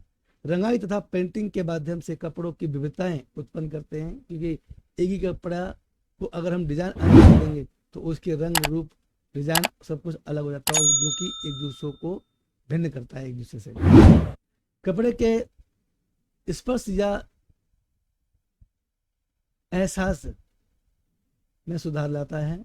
कपड़ों को अधिक उपयोगी बनाता है। हल्के भार वाले कपड़ों को पहनने की कुशलता को बढ़ाती है। कपड़े को वास्तविक प्रयोग में उपयुक्त बनाती है। उसी प्रकार क्वेश्चन नेक्स्ट देखते हैं, वाटर फ्लो जेट से आप क्या समझते हैं? वाटर फ्लो जेट अधिकतर बड़े शहरों में मानव मल की सफाई जल वहन प्रणाली द्वारा की जाती है। इस प्रणाली में घर के अपजल, जो अपजल होता है यानी गंदा पानी जो होता है, के साथ साथ मल तथा मूत्र को भी निकासी तथा सीवरों की प्रणाली के माध्यम से जल द्वारा फ्लैश किया जाता है। वाटर फ्लोजेट मानव सोच के लिए एक सैनिटरी संस्था है। यह एक पाइप के माध्यम से सीवर लाइन में या सीवर लाइन के साथ जुड़ा होता है। चलिए नेक्स्ट क्वेश्चन करते हैं। कोलोस्ट्रम क्या है? चलिए उत्तर देखते हैं। बच्चे के जन्म के 24 से 48 घंटे के अंदर माता का दूध स्रावित होने लगता है। प्रारंभ में 2-3 दिन तक स्तनों से पदार्थ निकलता है जिसे कोलोस्ट्रम कहते हैं। कोलोस्ट्रम शिशु के शरीर के एंटीबॉडीज की तरह कार्य करता है जो संक्रमणों से बचाने में सहायक होता है। चलिए नेक्स्ट क्वेश्चन देखते हैं। गर्भ अवस्था के दौरान महिलाओं के शरीर में होने वाली हार्मोनी परिवर्तन को लिखिए। चलिए उत्तर देखते हैं। गर्भ अवस्था के दौरान महिलाओं के शरीर में होने वाली हार्मोनी परिवर्तन के कारण विशेष प्रकार के भोजन जैसे मीठा या मसालेदार भोजन खाने की तीव्र इच्छा विकसित हो जाती है। कुछ महिलाओं में कुछ अखाद्य पदार्थ जैसे मिट्टी, चाक या स्लेट आदि खाने की इच्छा बढ़ जाती है। कुछ महिलाओं में कुछ अखाद्य पदार्थ जैसे मिट्टी या चाक या स्लेट आदि खाने की इच्छा बढ़ जाती है। कुछ महिलाओं में भोजन के प्रति और गंध वाले पदार्थ जैसे प्याज, सेब, परफ्यूम आदि के प्रति अनिच्छा विकसित हो जाती है। उनको पसंद नहीं आती है और वो उनसे दूर या परे होने की कोशिश करती हैं। नेक्स्ट क्वेश्चन देखते हैं। अल्ट्रासाउंड तकनीक से आप क्या समझते हैं? ये अल्ट्रासाउंड तकनीक क्या होती है? इसको हमने एक डायग्राम के साथ भी समझाया। देखिए चित्र दिख रखा है राइट साइड पे। अल्ट्रासाउंड एक ऐसी तकनीक है जिसमें भ्रूण के विकास और वृद्धि की जांच के लिए बहुत उच्च आवृत्ति वाली ध्वनि तरंगों का उपयोग किया जाता है। यह एक बहुत ही सुरक्षित प्रक्रिया है और इसमें अजन्मे शिशु को कोई नुकसान नहीं होता है। भ्रूण में किसी भी प्रकार के विकार का प्रारंभिक अवस्था में पता लगाने के लिए यह प्रक्रिया बहुत उपयोगी है। चलिए नेक्स्ट क्वेश्चन को डिस्कस करते हैं। नेक्स्ट क्वेश्चन हमारा है, राष्ट्रीय टीकाकरण अनुसूची के अंतर्गत नवजात शिशु के लिए अनुशंसित किन्हीं 5 टीकों की सूची बनाएं। वे रोग बताएं जिससे वे बचाते हैं। तो प्राथमिक टीका और रोगों से बचाव। बीसीजी टीबी से बचाता है। ओरल पोलियो से बचाता है। डीपीटी ये गलघोंट या काली खांसी, टिटनेस आदि से बचाता है। हेपेटाइटिस बी पीलिया से बचाता है। और एमएमआर खसरा, कंठमाला जिसे हम लोग गलगुआ या और रूबेला आदि बीमारियों से बचाता है जो कि बहुत ही खतरनाक होती हैं शिशु के लिए। नेक्स्ट क्वेश्चन, परिवार के कार्यों की सूची बनाएं। उत्तर, एक परिवार को अनेक महत्वपूर्ण कार्य करने होते हैं। एक परिवार अपने सभी सदस्यों को उपलब्ध कराता है जीवन को किसी भी प्रकार के खतरे से सुरक्षा। अपने सदस्यों के बीच भावात्मक जुड़ाव के लिए अवसर मिलता है। वित्तीय तथा भावात्मक सुरक्षा। शिक्षा के माध्यम से जीवन में आगे बढ़ने के लिए सुविधाएं हमें घर से प्राप्त होती है। उसमें चाहे माँ बाप हों, दादा दादी हों, चाचा चाची हो, जो भी रिश्तेदार हैं, जो भी आपके रिलेशन वाले हैं, उनमें इन सबका सब अच्छा हाथ होता है। सांस्कृतिक तथा मूल्यों को सौंपना और मनोरंजन, इस तरीके के कुछ पॉइंट्स हैं जो परिवार के कार्य एक दूसरे के साथ करते हैं। चलिए नेक्स्ट क्वेश्चन देखते हैं। बुजुर्ग सदस्यों की देखरेख में शामिल विभिन्न कार्यों की सूची बनाएं। उत्तर, बुजुर्गों या बुजुर्ग सदस्यों की देखरेख में शामिल विभिन्न कार्य इस प्रकार हैं। चलिए देख लेते हैं। उन्हें उन कार्यों को करने में मदद करें जिन्हें करने में वे शारीरिक रूप से सक्षम नहीं हैं। तो ध्यान रखें कि आपके घर में जो दादा दादी हैं तो उनको हम केयर करें कि किस तरीके से वो अपना जीवन अच्छे से व्यतीत कर सकते हैं। उन्हें आरामदायक स्थिति प्रदान करने के लिए उनके साथ समय बिताते हैं, हमें बिताना चाहिए। अगर आपके घर में कोई बड़े बुजुर्ग हैं, आपकी दादी है, नानी है, नाना नानी है, तो उन्हें आपकी खुशी में ही अपनी खुशी को ढूंढते हैं। अगर आप सब खुश हैं तो वो भी खुश रहते हैं। तो हमें उनके साथ समय व्यतीत करना चाहिए थोड़ा बहुत, और पूछना चाहिए कि उनके बारे में सब पूछना चाहिए। चलिए नेक्स्ट क्वेश्चन, नेक्स्ट पॉइंट देखते हैं। चलिए नेक्स्ट पॉइंट देखते हैं। उनके साथ रहकर उनका मनोबल बढ़ाएं। आपके घर में जो बुजुर्ग हैं उनके साथ रहें और उनका मनोबल बढ़ाएं कि ऐसे नहीं आप करो, हो जाएगा। इस तरह की कुछ गतिविधियां हमें उनके साथ करनी चाहिए। नेक्स्ट पॉइंट, उनकी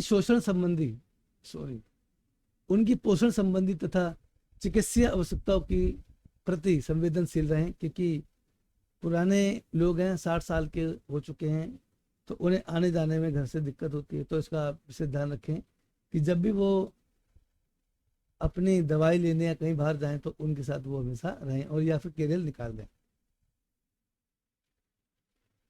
चलिए नेक्स्ट क्वेश्चन देखते हैं। क्रोध को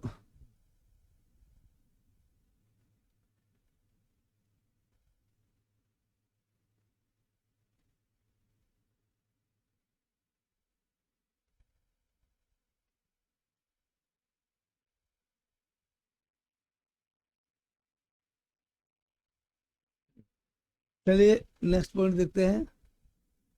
तनावपूर्ण स्थिति पर सकारात्मक और स्वस्थ तरीकों से प्रभावित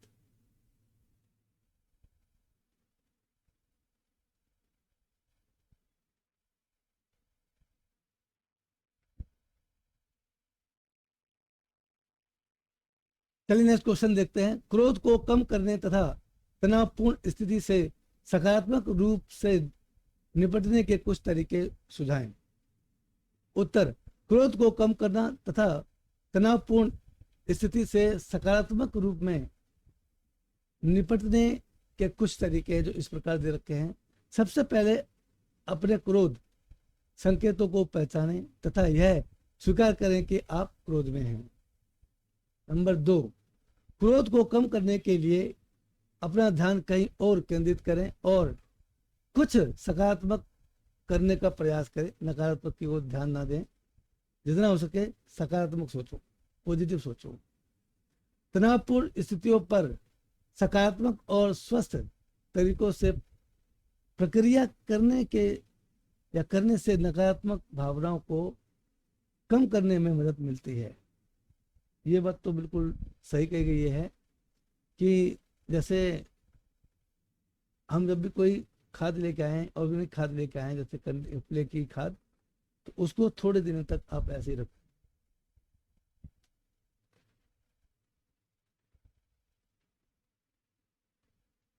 चलिए नेक्स्ट क्वेश्चन देखते हैं।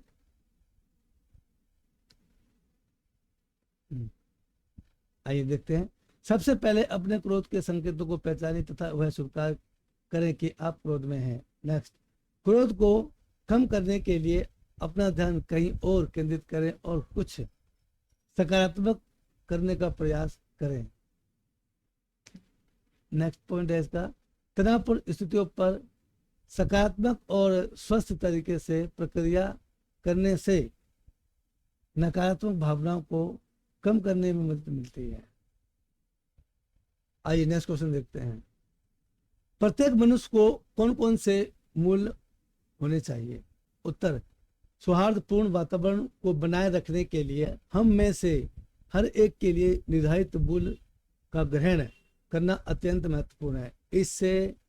इसमें से कुछ मूल्य हैं इस प्रकार: ईमानदारी व निष्ठा, कार्य के प्रति आदर, समय पालन, नियमितता या अनुशासन, दूसरों के प्रति शिष्टाचार तथा नम्रता, संसाधनों का विवेकपूर्ण प्रयोग, पहल करना, कार्यों को पूरा करने में कुशलता प्राप्त करना, इस तरीके से हमारा ये ग्रुप में दे रखा है। चलिए नेक्स्ट क्वेश्चन करते हैं। कार्यस्थल पर व्यक्ति के किन मूल्यों का होना आवश्यक है? उत्तर, कार्यस्थल पर सौहार्दपूर्ण वातावरण को बनाए रखने के लिए हम में से हर एक के लिए निर्धारित मूल्य को ग्रहण करना अत्यंत महत्वपूर्ण है। इसमें से कुछ मूल्य हैं जो कि इस प्रकार दिए गए हैं। संगठन के प्रति ईमानदारी व निष्ठा, सौंपे गए कार्य के प्रति आदर, समय पालन, नियमितता तथा अनुशासन। चलिए नेक्स्ट क्वेश्चन करते हैं। एक लेबल उत्पादन या उत्पाद के विषय में किस प्रकार की सूचना प्रदान करता है?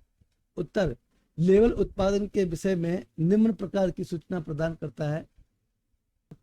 वह ब्रांड का नाम, उत्पाद का नाम तथा पता, सामग्री, प्रयुक्त कच्चा माल, उत्पाद का प्रयोग, चेतावनी, सावधानी व देखभाल संबंधी निर्देशों के लिए किया जाता है।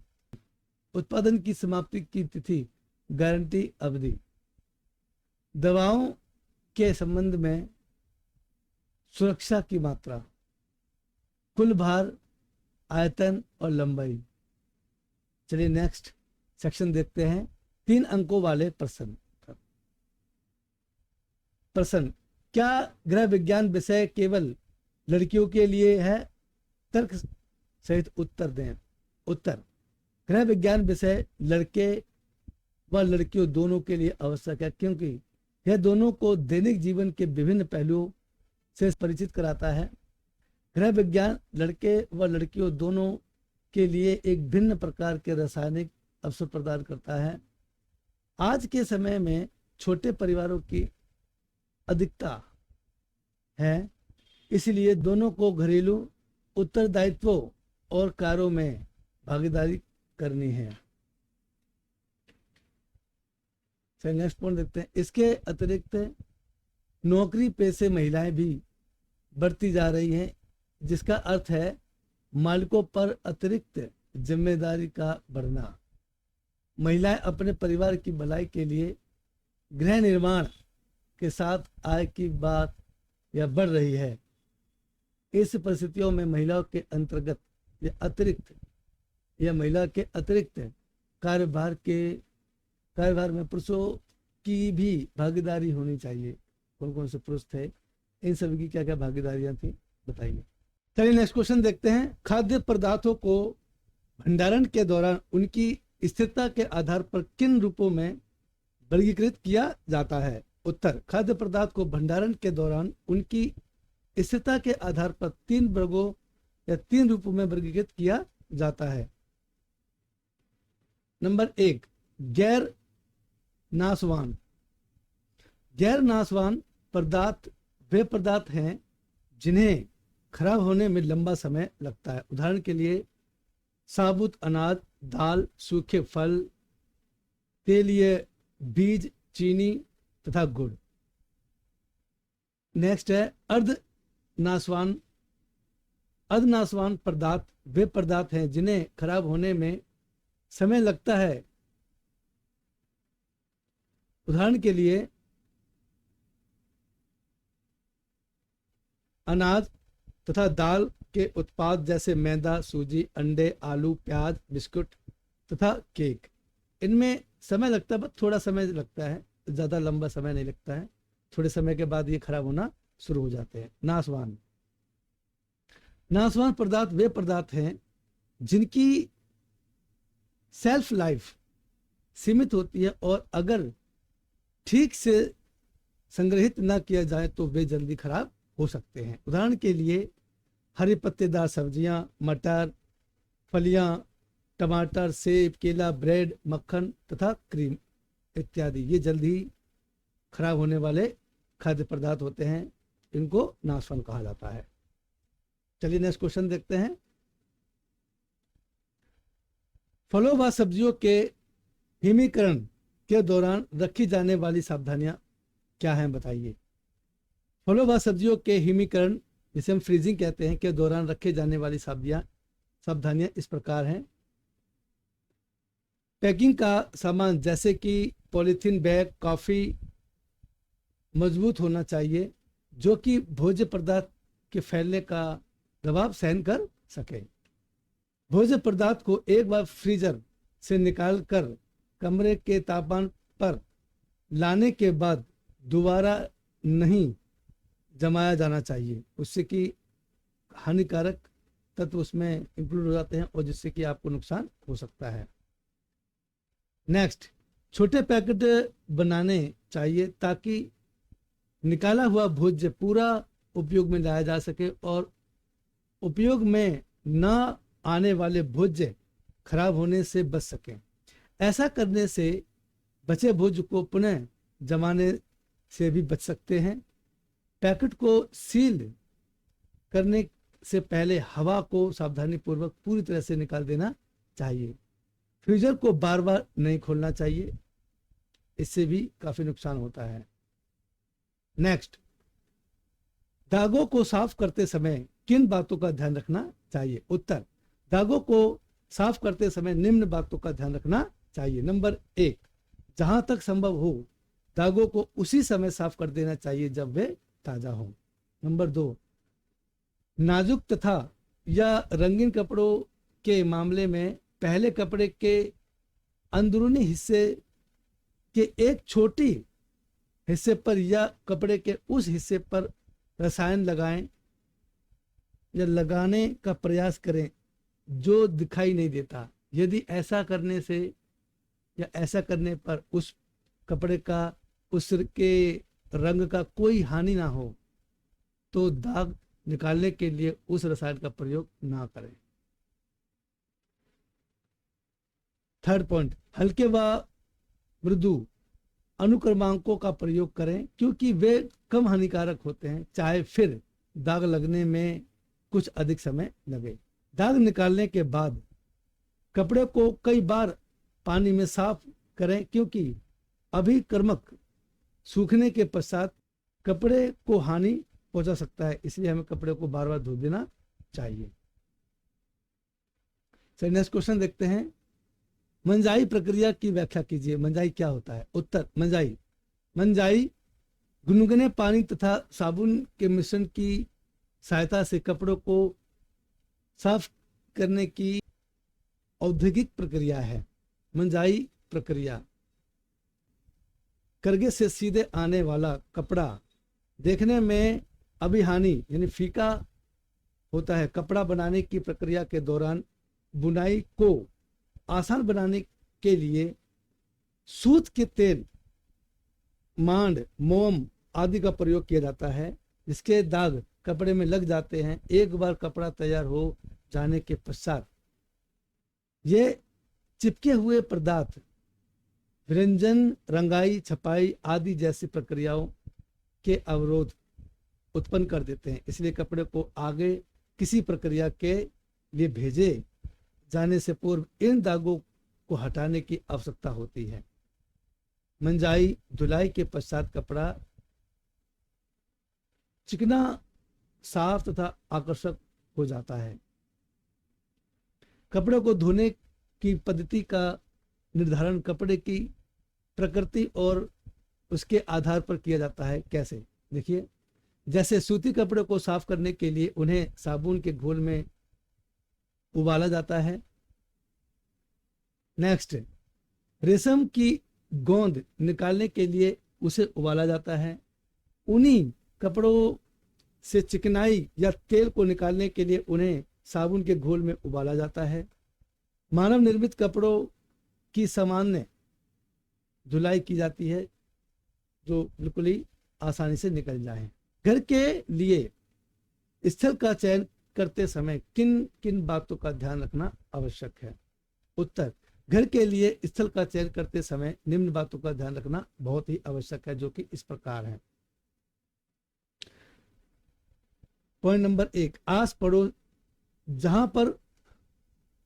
जहां घर का निर्माण करना है उस स्थान के वातावरण तथा आस पड़ोस पर विशेष ध्यान दिया जाना चाहिए।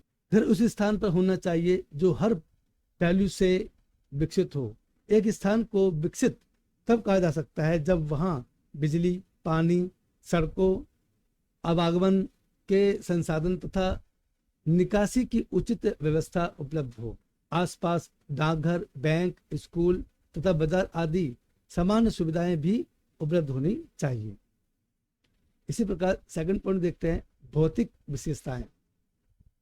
स्थल का चयन करते समय एक खुले क्षेत्र में घर का चयन करना चाहिए। घर भारी यातायात के समीप नहीं होना चाहिए। यातायात के समीप होने से वायु व ध्वनि प्रदूषण के कारण निचले स्थानों पर भी घर नहीं बनाना चाहिए, क्योंकि वहां बाढ़ या पानी भराव का खतरा बना रहता है। ऊंचे स्थानों पर घर होने से घर का परिदृश्य बेहतर नजर आता है। पॉइंट 3, मृदा। मकान की नींव मजबूत होनी चाहिए, क्योंकि उस पर पूरा मकान टिका होता है। मकान की नींव वहां की मृदा की प्रकृति पर निर्भर करता है। मृदा सतह से 2 से 5 फीट नीचे तक ठोस होनी चाहिए, मजबूत नींव पड़ सकती है। पॉली मिट्टी में बनाए गए घरों में आगामी वर्षों में समस्याएं आ सकती हैं और मिट्टी के खिसकने से या खसने के कारण मकान एक और झुक सकता है, जिससे कि बहुत बड़ा दुर्घटना या बहुत बड़ी दुर्घटना होने के चांसेस। रेतीली या बजरीली प्रकार की मिट्टी के मकान अधिक गर्म रहते हैं। स्वच्छता संबंधी आवश्यकताएं। ऐसे खाली प्लाट जिसमें कूड़ा कचरा भरा होता है, ऐसे प्लाटों में मकान का निर्माण की सलाह नहीं दी जाती। ऐसे प्लाटों में बनाए गए मकानों की सतह असमान होती है और उनमें हमेशा निकासी की समस्या बनी रहती है। ऐसे स्थानों को नए सिरे से मिट्टी से भरकर उसे बाहरी सड़कों के सतह तक लाया जाना चाहिए और फिर उस पर मकान या नींव बनानी चाहिए। समय योजना तैयार करने के कोई 3 लाभ बताइए। उत्तर, समय योजना तैयार करने के लाभ। थकान महसूस किए बिना अपने सभी कार्यों को कुशलतापूर्वक संपन्न कर पाएंगे। नेक्स्ट पॉइंट, विश्राम तथा आराम के लिए समय मिलता है तथा समय की बर्बादी कम होती है। नेक्स्ट पॉइंट, कम समय में अधिक सृजनात्मक कार्य कर पाते हैं। कम समय में अधिक सृजनात्मक कार्य कर पाते हैं तथा किए गए कार्य की गुणवत्ता बेहतर होती है। राधा एक गृहिणी है, उसे घर बैठे आय को बढ़ाने के कोई 4 सुझाव दीजिए, साथ ही व्यय को कम करने के तरीके भी सुझाइए। उत्तर, घर बैठे आय को बढ़ाने के सुझाव तथा व्यय को कम करने के तरीके इस प्रकार हैं। आय को बढ़ाने के सुझाव, अपने कपड़े बाहर टेलर की सिलाई के बजाय खुद घर पर सिलना तथा दूसरे के कपड़े भी सिलना, जिससे कि आय में भी बढ़ोतरी हो सके। सुरक्षित खाद्य पदार्थ को बनाकर बेचना, जैसे कि अचार, पापड़, मुरब्बा, मेज, जेली, टमाटर सॉस आदि। घर पर बच्चों को ट्यूशन पढ़ाकर इससे कि हम अपनी आय कमा सकते हैं। हैंडीक्राफ्ट की वस्तुएं बनाना, सब्जियों को बाहर से खरीदने के बजाय घर पर ही उत्पादन करना, जैसे कि टमाटर, मिर्च, धनिया, इनको हम घर पे भी उगा सकते हैं। अगर आपको गार्डनिंग का शौक है तो घर पे ही सब्जियां उगाएं, जैसे कि हमने अपने घर पर सब्जियां उगा रखी हैं, उसी प्रकार से अधिकतर लोग अपने घर पर सब्जी उगाएं और इससे कि आपकी काफ़ी बचत हो सकती है।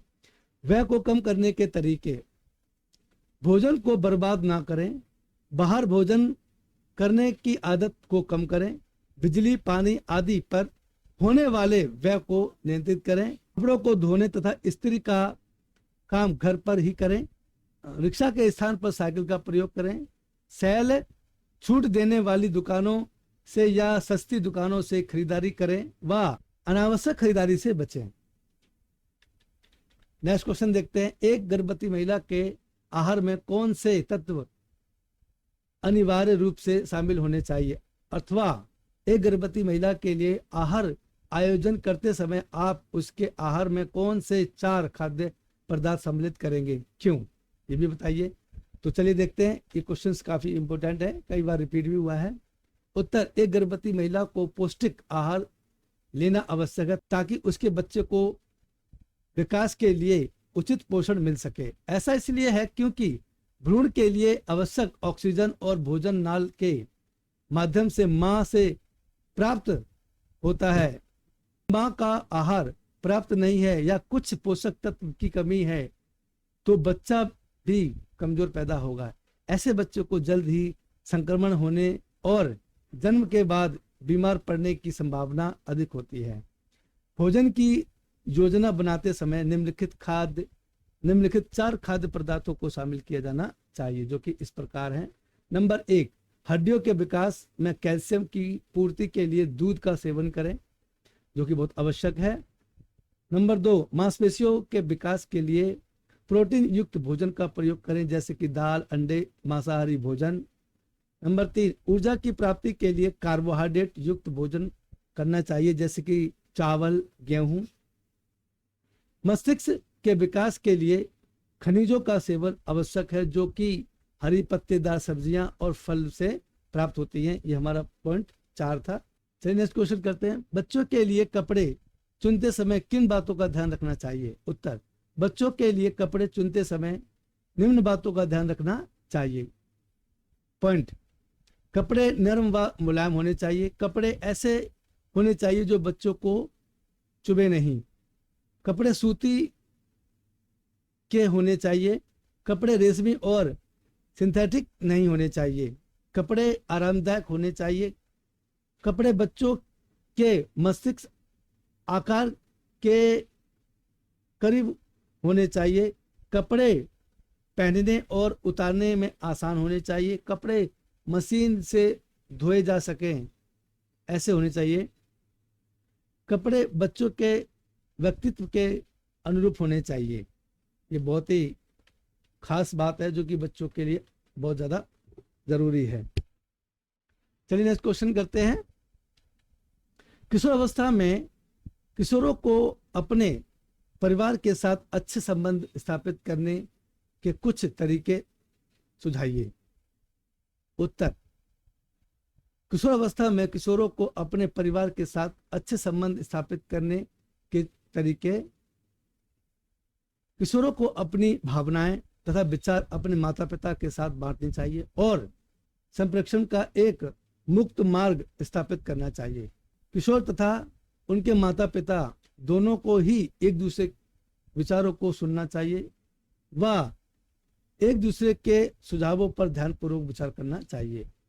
किशोर तथा उनके माता पिता दोनों को ही एक दूसरे के विचारों को सुनना चाहिए व एक दूसरे के सुझावों को ध्यानपूर्वक विचार करना चाहिए। उन्हें अपने विचारों और भावनाओं को स्पष्ट तथा आपसी सहमति से सम्मानजनक रूप से प्रस्तुत करना चाहिए।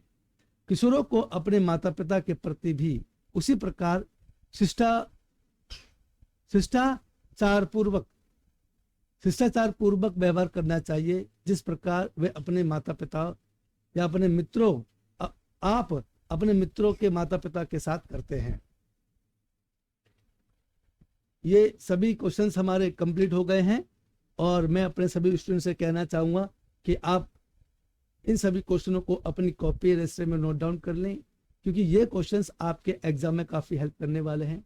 अगर आप मेरी इस वीडियो को पहली बार देख रहे हैं तो आप इसको लाइक, सब्सक्राइब और बेल आइकन पर क्लिक जरूर कर लें, जिससे कि मेरे और भी मोस्ट इम्पोर्टेंट वीडियो का नोटिफिकेशन आपको सबसे पहले मिल सके। और ये पार्ट हमारा फर्स्ट था, जल्दी ही मैं सेकंड पार्ट इसका अपलोड करने वाला हूं और उसका लिंक मैं अपने डिस्क्रिप्शन में डाल दूंगा, तो आप उसका वीडियो वहां से देख सकते हैं। और मैं अपने स्टूडेंट से एक खास बात और कहना चाहूँगा कि आप इन सभी क्वेश्चनों को अपनी कॉपी में नोट डाउन कर लें और वीडियो को पूरा देखें, स्किप ना करें। तो चलिए, तब तक के लिए आपको best of luck, take care.